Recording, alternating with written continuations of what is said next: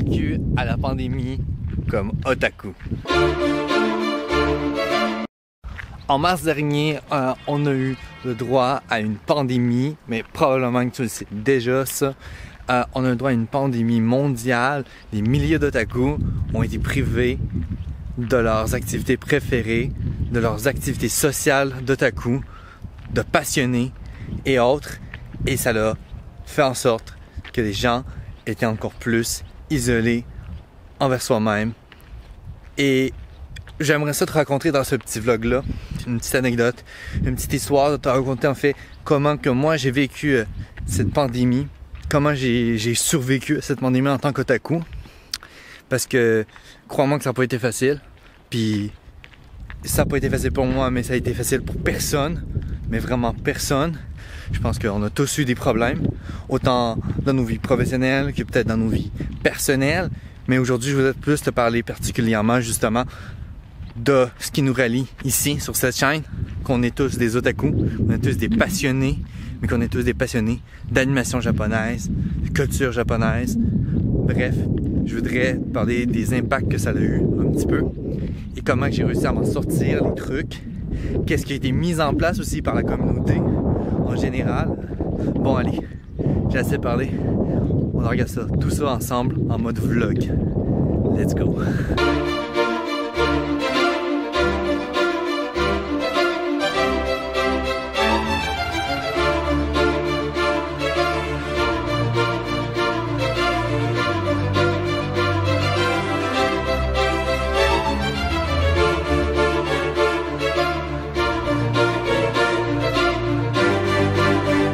Mars 2020, l'industrie de l'animation japonaise s'effondre complètement. Des studios sont obligés de fermer, des studios qui sont obligés de mettre des gens sur pause, beaucoup de séries qui prennent de retard. Ceci impacte énormément l'économie de l'animation japonaise, catastrophique au complet.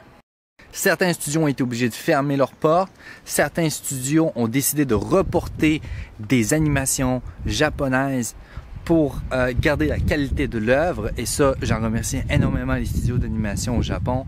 Pour de vrai, ça a eu un grand impact, je pense, chez les fans de conserver le plus possible de qualité et de l'œuvre originale aussi.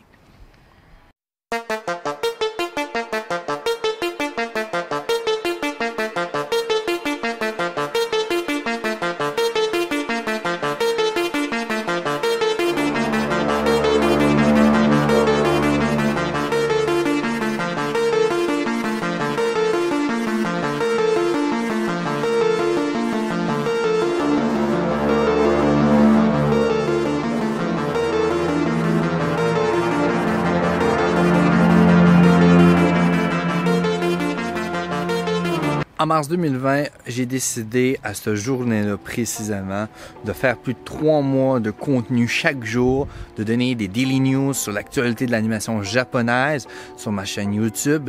Tu as peut-être regardé ces daily news-là. J'ai décidé de le faire parce que je me disais que je me devais d'informer les gens le plus possible au niveau de l'actualité japonaise pour les tenir au courant, qui savent qu'est-ce qui se passe dans l'animation japonaise, qui savent quel anime va sortir, quel anime ne va pas sortir.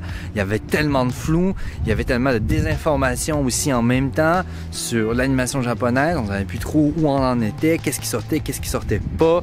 Et j'avais une grande envie de partager ma passion de l'actualité japonaise, et surtout dans un moment comme ça, on dirait que c'est ressorti d'un coup. Je l'ai vu comme un geste de bienfaisance, je pense, et je voulais vraiment beaucoup informer les gens. Je me cherchais beaucoup dans mon contenu.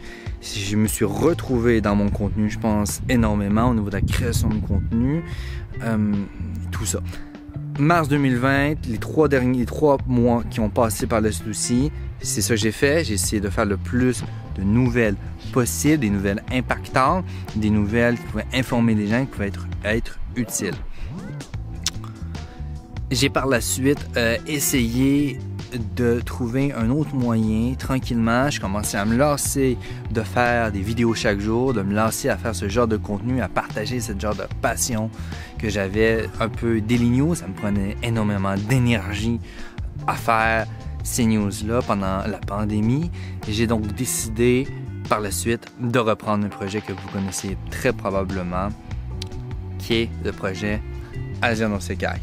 Asian no Sekai, c'était un site web, c'est un site web qui existe encore aujourd'hui même, qui est en ce moment en maintenance parce que j'ai décidé de reprendre le projet, de reconstruire le site web de A à Z, mais de surtout d'offrir une autre sorte de contenu, du contenu plus qualitatif, du contenu documentaire, du contenu intéressant avec des messages intéressants et impactants, et bien entendu toujours d'offrir l'essence même d'Asian no Sekai, qui est les news d'animation japonaise, les reportages sur les conventions d'animé et les vlogs que je pouvais partager sur ma passion, qui est l'animation japonaise et le lifestyle un peu otaku. Les otaku passionnés d'animation japonaise. Beaucoup d'otaku sont passionnés d'animation japonaise, c'est leur passion première. C'est des gens qui regardent énormément de séries d'animés, c'est des gens qui lisent énormément de mangas. Il manque pas une saison dans les séries d'animés.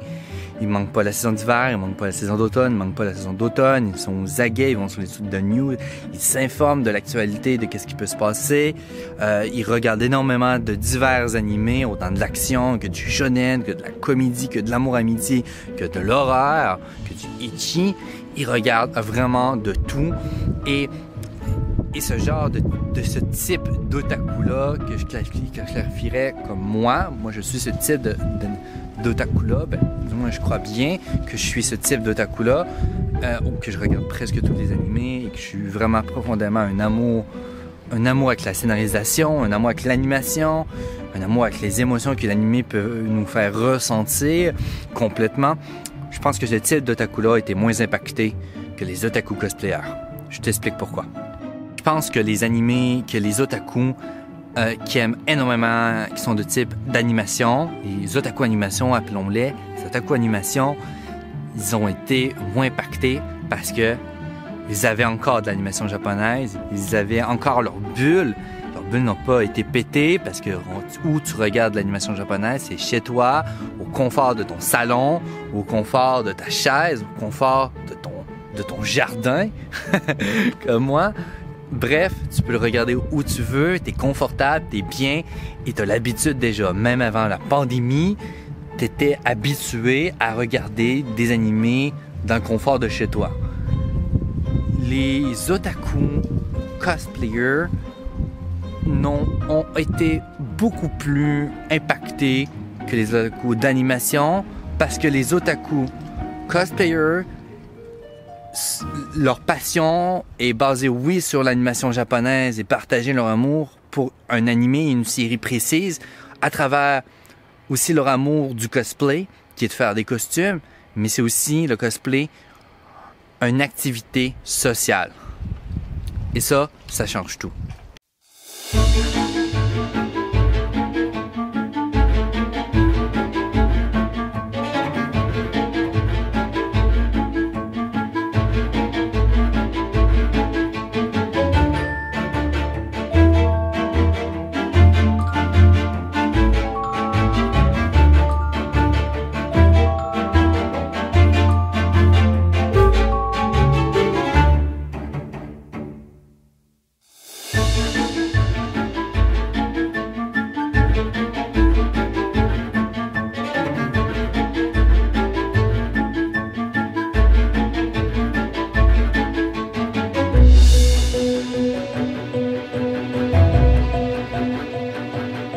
Plus aucune convention était possible, plus aucune interaction sociale était possible pour les otaku cosplayers, mais les otaku d'animation japonaise, d'animation aussi, mais les otaku cosplayers, une énorme base de leur passion venait du fait social. Tu allais en convention pour montrer tes cosplays aux gens, tu allais voir des amis en cosplay parce que c'était cool de montrer tes cosplays à tes amis, de passer des bons moments avec eux et d'échanger des moments mémorables autour aussi peut-être de l'animation duquel que tu cosplays et d'échanger ta passion en tant qu'otaku avec d'autres passionnés. Donc,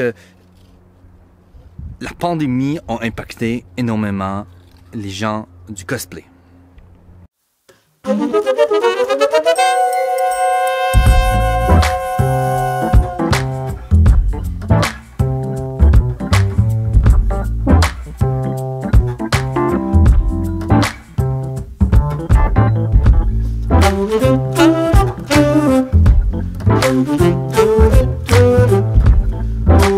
Je vais te parler des solutions qu'il y a eu du coup qui a été apportées pour un peu combler ce manque de sociabilité pour les otaku en général, autant pour les otaku d'animation que pour les otaku de cosplay. Ça a été difficile comme temps d'adaptation. Je pense que ça a pris un certain temps. Maintenant, on est rendu adapté, mais au début, c'était pas facile.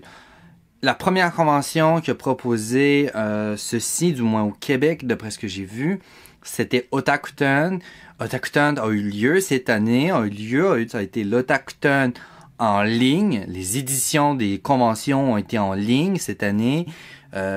Tout dépendant des conditions qu'on avait le droit, on était en rouge, en jaune, on était en orange, bref, en multicolore. On pouvait, oui ou non, voir des gens ou aller chez les gens.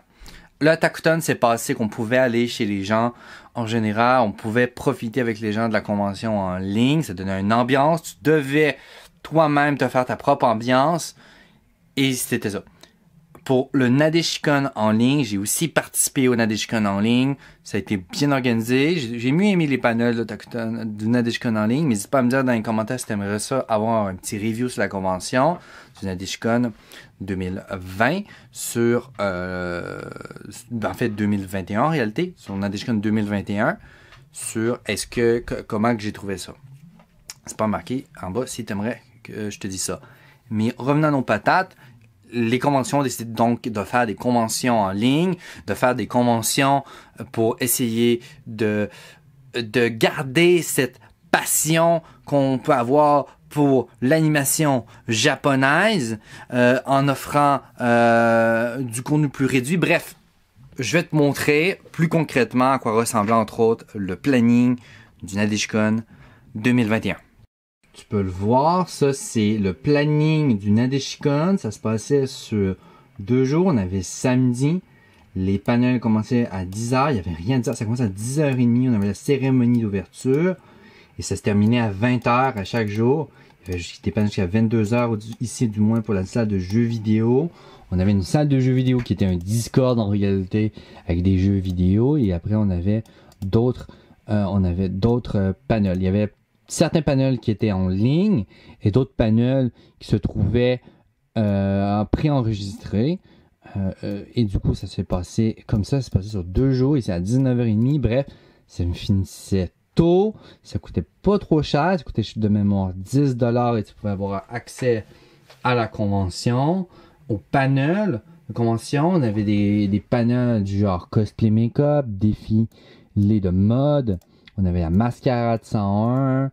On avait Chippy 101, on avait séjour immersif au Japon, on avait questions-réponses avec Machiko Otsuka du studio Trigger, on avait ceci, on a Anime Name That Song avec la communauté, on avait du Phasmophobia, du Among Us avec Valérie Lévesque, il y avait eu aussi Mon Premier Banzai, quiz manga, bref, pourquoi le cosplay?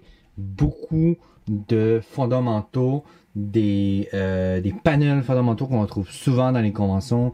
Ils étaient présents, ils étaient bien faits. Merci beaucoup à ces passionnés d'avoir présenté. Ça fait beaucoup de bien, du moins, je pense, pour les gens qui ont acheté un bien. Bref, tu devais absolument créer ta propre ambiance pour réussir à t'adapter à ces conventions-là. C'est la solution que la communauté otaku a réussi à trouver, que les passionnés d'animation japonaise et de conventions pour essayer d'interagir avec des moments plus de communauté, plus de social et garder le sens de l'animation et de notre passion. et du partage, bien entendu, aussi. Il y a aussi certains otaku qui avaient décidé de faire des Discord privés entre amis, entre communautés, des conventions en ligne de communauté. J'ai aussi vu énormément de ça. Il y a eu énormément d'initiatives de ce côté-là. Les gens faisaient plus de jeux vidéo. Les gens essayaient des fois de se faire même des calls Discord de groupe pour écouter des animés. On a vu énormément ça. Il y a eu certaines applications qui ont sorti aussi pendant la pandémie pour regarder du Netflix, ou pour regarder des animés Netflix entre autres et autres. Il y avait ça, il y a eu une hausse aussi des ventes de mangas dans plusieurs bibliothèques, dans plusieurs librairies et ventes en ligne. On a vu ça aussi. Et les gens ont recommencé à lire beaucoup plus de mangas, je crois, qu'avant. Ils sont remis à certaines passions qu'ils avaient délaissées dans leur passion d'otaku. Ils ont retrouvé l'essence même, je pense, de c'est quoi leur passion, c'est quoi la passion de l'animation japonaise, pourquoi qu'ils l'ont aimé. Et il y a beaucoup d'habitudes, je crois, qui ont changé énormément chez les otaku. Ça, ce que tu vois en ce moment, c'est le déclic que j'ai eu pendant la pandémie.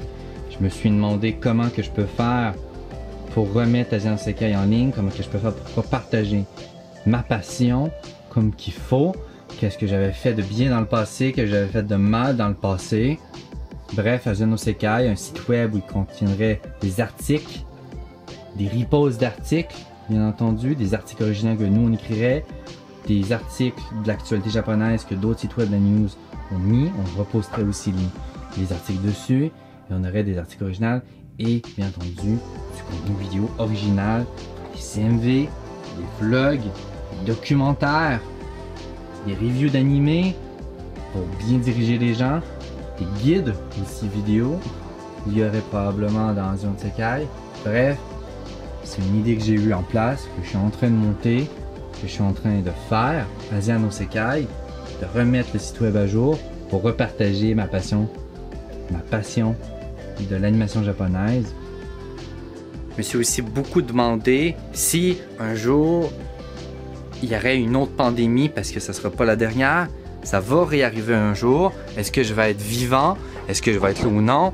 C'est une bonne question qu'on peut se poser, que je peux me poser aujourd'hui, et j'aimerais ça laisser un petit héritage, laisser du contenu informatif, du contenu où les passionnés pourraient utiliser et pouvoir l'utiliser pour leur passion et faire partager cette passion, et pour que cette passion de communauté de l'ère otaku dure dans le temps aussi. Bon, voilà.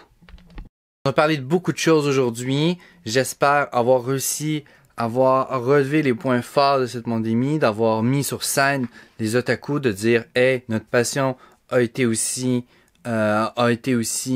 endommagée, a été aussi impactée. » Et je pense que c'est important, du moins moi je ressentais le besoin d'au moins communiquer ma passion d'animation japonaise, mais délivrer comment que j'ai vécu la pandémie et comment que les autres gens et la communauté ont aussi réagi à ça. Je pense que c'était important de le documenter. Je pense que ça peut être utile pour le futur et peut-être. Et je me suis dit, bon, allez, let's go. Je vais le documenter dans un vlog. Ça faisait longtemps que j'avais essayé de faire ce type de vidéo vlog, justement. Si tu as aimé ce genre de vidéo-là, n'hésite pas à t'abonner et à liker la vidéo et à me dire comment tu as trouvé le vlog. Qu'est-ce que toi t'as impacté aussi pendant la pandémie en tant qu'otaku. Je veux savoir ça énormément. Et on se retrouve à une prochaine vidéo. Ciao!